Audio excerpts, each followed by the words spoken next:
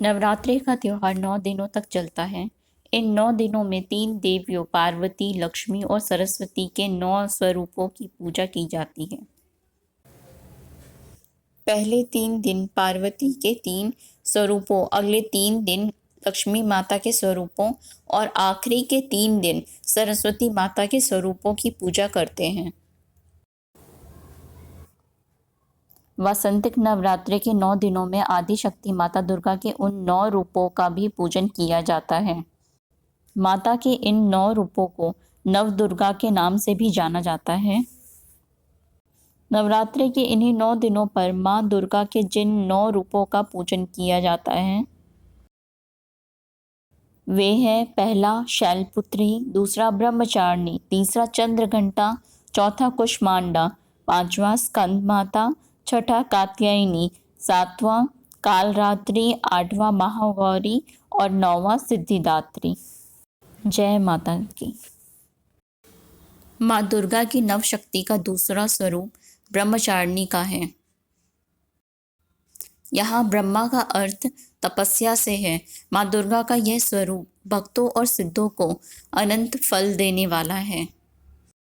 इनकी उपासना से तप, त्याग, वैराग्य, सदाचार और संयम की वृद्धि होती है।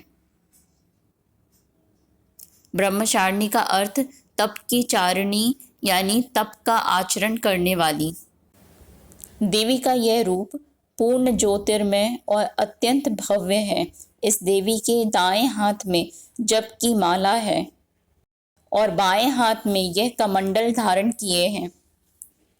पूर्व जन्म में इस देवी ने हिमालय के घर पुत्री रूप में जन्म लिया था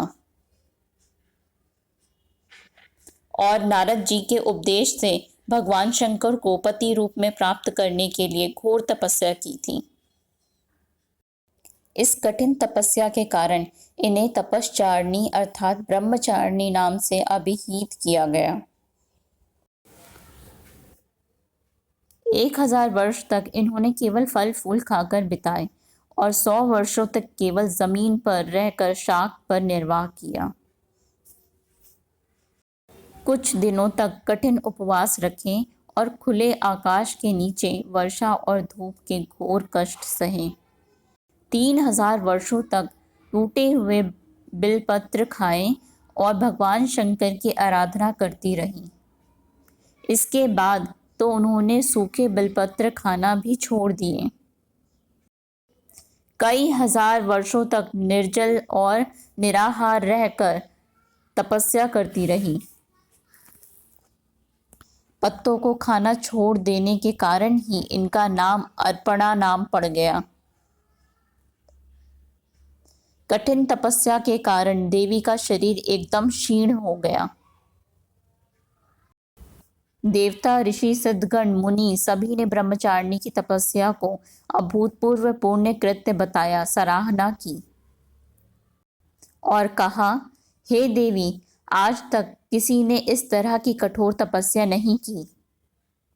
यह तुम्ही से ही संभव थी। तुम्हारी मनोकामना परिपूर्ण होगी और भगवान चंद्रमौली शिवजी तुम्हें पति के रूप में प्राप्त होंगे। अब तपस्या छोड़कर घर लौट जाओ, जल्द ही तुम्हारे पिता तुम्हें बुलाने आ रहे हैं। इस देवी की कथा का सार यह है कि जीवन के कठिन संघर्षों में भी मन विचलित नहीं होना चाहिए। माँ ब्रह्मचारिणी देवी की कृपा से सर्व सिद्धि प्राप्त होती है। दुर्गा पूजा के दूसरे दिन देवी की इसी स्वरूप की उपासना की जाती है। आइए प्रेम से बोलिए ब्रह्मचारिणी माता की जय।